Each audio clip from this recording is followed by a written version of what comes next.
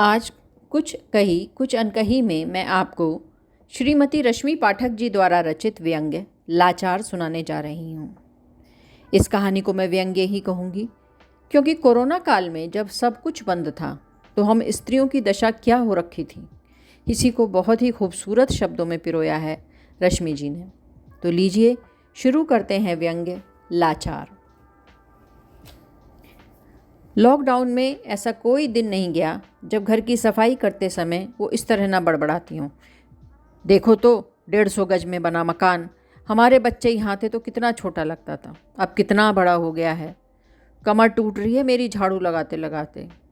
उनके पति सहायक की तरह पीछे पीछे चलते, फर्नीचर पर जमी धूल साफ करते, कुर्सी मेज खिसकाते, जबकि इस प्रक्रिया में 2 बार अपने पैर का अंगूठा घायल कर चुके हैं।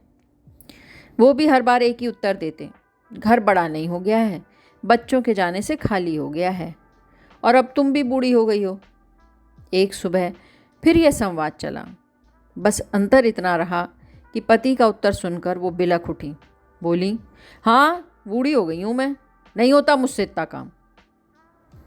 और तो और ये संक्रमण भी हम बूढ़ों को ही डराता है। पति बोले, अपनी सुरक्षा के लिए ये ठीक है कि बाहर से कोई ना आए। वो बड़े कातर भाव से बोली, हे गोपाला तू भी नहीं सुनता। पति ने व्यंग्य किया, बेचारा गोपाला हर रोज किस किस की पुकार सुने। तभी चमत्कार हुआ, दरवाजे की घंटी घनघना उठी। दोनों ने एक दूसरे को बड़े ही सशंकित भाव से देखा।